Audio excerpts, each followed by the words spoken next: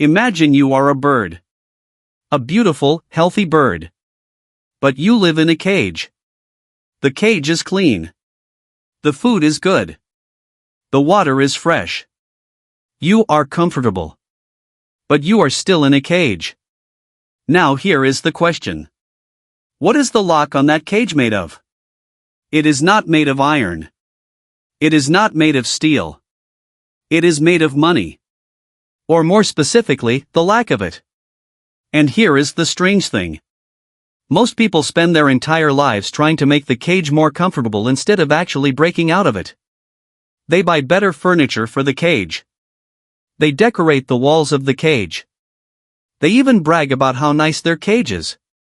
But they never, ever, break the lock. Today, we are going to talk about 3 specific financial milestones. 3 specific numbers. 3 specific moments. And once you understand them, you will never look at money the same way again. Let us start with a small village. Call it Salarytown. In Salarytown, everybody works. The baker wakes up at 5 a.m. and bakes bread. The teacher wakes up at 7 a.m. and goes to school. The accountant sits in front of a computer for 8 hours. The delivery driver drives. Everyone works. Everyone gets paid. And every single month, the money comes in. And every single month, the money goes out. Rent. Food. Phone bills. Subscriptions they forgot to cancel. That one streaming service they haven't used since 2021. The money flows in. The money flows out. And at the end of the month, there is almost nothing left. Sometimes literally nothing. Sometimes a little less than nothing. This is the normal world of Salarytown. And it is the normal world for most people on the planet. You trade time for money. You spend money on life. Repeat until retirement. Or death. Whichever comes first. Now meet our character. Her name is Maya. Maya is 27 years old. She works a decent job. She earns a decent salary. She is not poor. But she is not free. Every Monday morning, she wakes up and feels a weight on her chest. Not because she hates her job. But because she has no choice. If she stopped working tomorrow, everything would fall apart within 90 days. The rent would not get paid. The groceries would stop appearing. The lights would go out. Maya is what economists call financially fragile. One surprise expense away from disaster. One layoff away from chaos. She is not alone. Studies have shown that the majority of people in even wealthy countries cannot cover an unexpected expense of just a few $100s without going into debt. Most people in Salarytown are exactly like Maya. Comfortable enough not to panic. But trapped enough to never truly feel free. Then one day, Maya reads something. A blog post. A book. Maybe she watches a video, possibly this one. And she encounters an idea. A simple, shocking, almost obvious idea. The idea is this: freedom is not about how much you earn. Freedom is about how long you can survive without earning. And that single sentence changes everything for Maya. Because she realizes the cage door was never locked from the outside. It was locked from the inside. And she had been holding the key the entire time. So Maya starts her journey. And the first milestone she needs to hit is the one that almost nobody talks about. But it is the most important one. It is called the emergency fund. Or, as Maya starts calling it, the breathing room. Because that is exactly what it gives you. Room to breathe. Here is what the emergency fund is. It is 3 to 6 months of your expenses. Sitting in a savings account. Not invested. Not in crypto. Not in your friend's promising business idea. Just sitting there. Boring. Quiet. Waiting. Maya does the math. She spends about $2,000 a month on all her basic needs. Rent. Food. Transport. Utilities. That means she needs between $6,000 and $12,000 just sitting in a boring savings account. Maya thinks this sounds crazy. Why would she lock up $12,000 doing nothing? But then she imagines something. She imagines waking up one Monday morning. Her boss calls her in. Says there are budget cuts. Her position is being eliminated. Thank you for your service. Good luck. And instead of panic, instead of terror, instead of desperate midnight scrolling for jobs, Maya feels calm. Because she has a cushion. She has time. She has breathing room. Suddenly, a bad Monday becomes a manageable Monday. The emergency fund is not a boring savings account. It is courage stored as cash. It is the difference between a setback and a catastrophe. It is the difference between accepting any terrible job offer out of desperation or taking 2 weeks to find the right one. Maya starts cutting. Small subscriptions gone. Eating out less. Selling the things cluttering her apartment. Within 8 months, Maya has her emergency fund. 6 months of expenses. Sitting there. Quiet. Ready. And the moment she hits that number, something weird happens. She stops being afraid all the time. Not completely. But noticeably.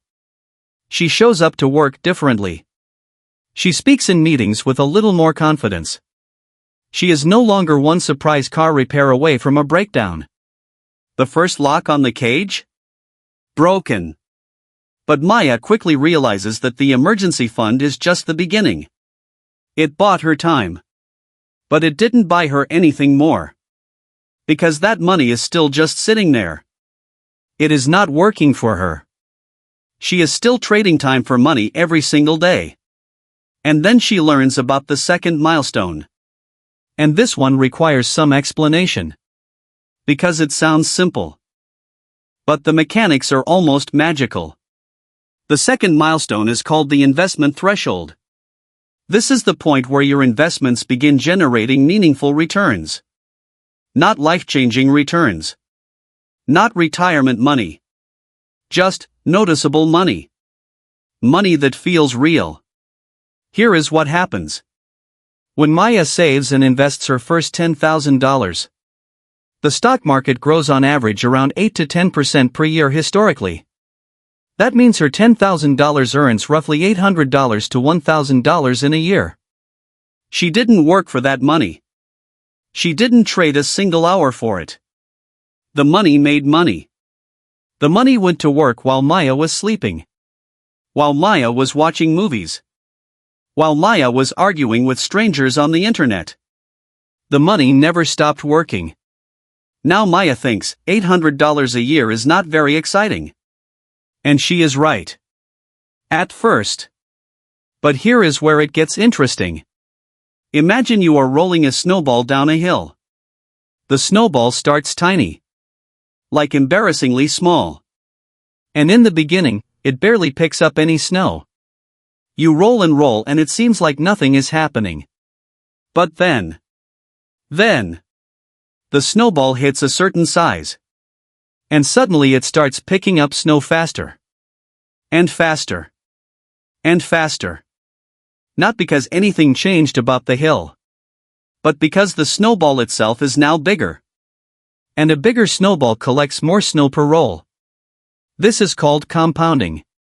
And it is the closest thing to magic that mathematics has ever produced. Albert Einstein allegedly called compound interest the eighth wonder of the world.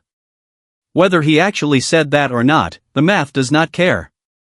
It works either way. Maya invests $500 a month. Her investments grow. The returns start to become meaningful. By the time she hits $50,000 invested, she is earning roughly $4,000 to $5,000 a year in returns. That is $400 a month. Not enough to quit her job. But enough to feel it. Enough to feel the shift. The second lock on the cage?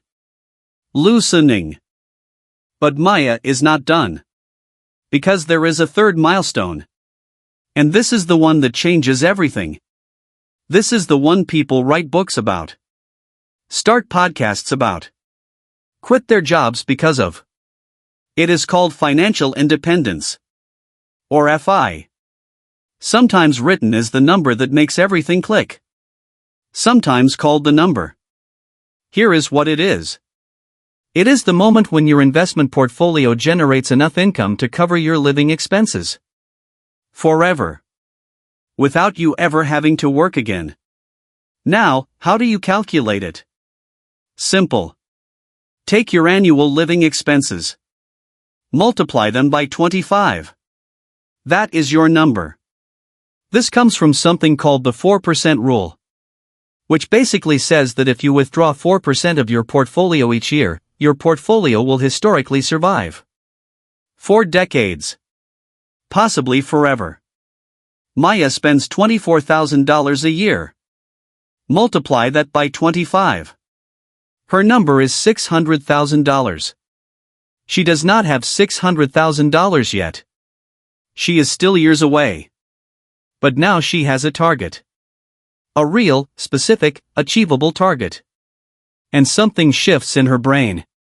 She stops thinking about money in terms of weeks and months. She starts thinking about it in terms of years and decades. She stops asking, can I afford this? She starts asking, does this get me closer to the number? And here is where the psychology gets fascinating. Because here is what most people do when they earn more money. They spend more money. The salary goes up. The apartment gets bigger. The car gets newer.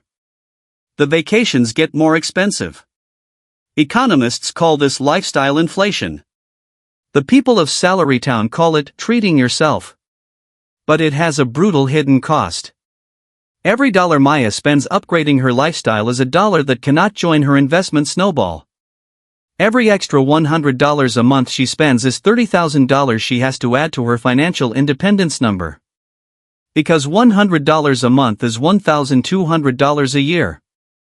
And $1,200 multiplied by 25 is $30,000.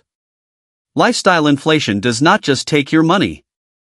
It moves your finish line further away. Every time you inflate your lifestyle, you are adding distance to the race.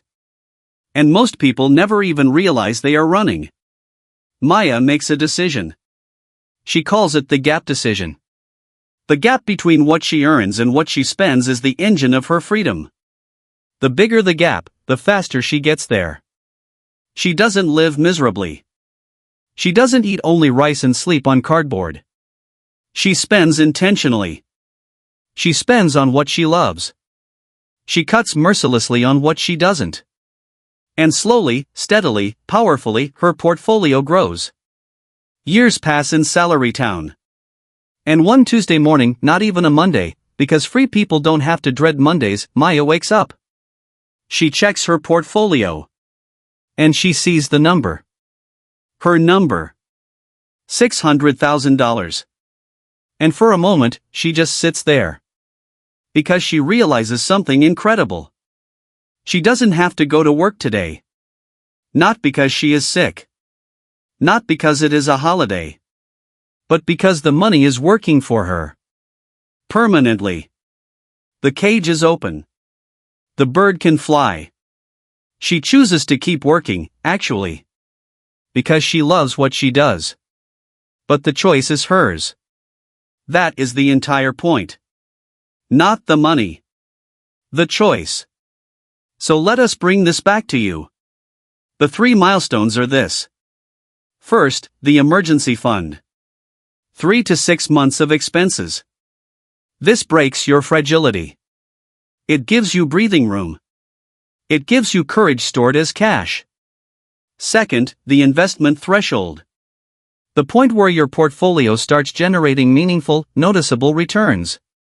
This is where compounding begins to feel real. This is where your money starts working nights and weekends without complaint or overtime pay. Third, financial independence. Your number. 25 times your annual expenses. This is the finish line of the cage. The moment the door swings open permanently. In the real world, this exact framework has been followed by thousands of people in a movement called FIRE, Financial Independence, Retire Early. Regular teachers, nurses, engineers, even people on average salaries who figured out the math and followed it have reached financial independence decades before the traditional retirement age. In countries like the United States, Japan, and across Europe, the FIRE community grew into millions of people who realized that the 3 milestones were not about being rich. They were about being free. There are people who reached financial independence on $40,000 a year salaries. Because they understood the gap. They understood the math. They played the long game. So here is the lesson. And it is a simple one. Most people spend their lives making the cage more comfortable. They upgrade the furniture. They buy better decorations. They argue about which corner of the cage has the nicest view. But the cage is still the cage. The 3 milestones are not get-rich-quick schemes. They are not investments tips from your cousin. They are not crypto. They are the blueprint for the only kind of wealth that actually matters. Not wealth as a number. Wealth as options. Wealth as freedom. Wealth is waking up on a Tuesday and choosing how to spend your time. The emergency fund does not just protect you from emergencies. It changes who you are. The investment threshold does not just grow your money. It changes how you think about money. And financial independence does not just mean you can retire. It means you are finally, truly, completely free. The cage door is open. The only question now is whether you are going to fly. So subscribe my channel and hit like and drop comment below. Hey, don't forget to subscribe and give us a thumbs up. We'd love your comment.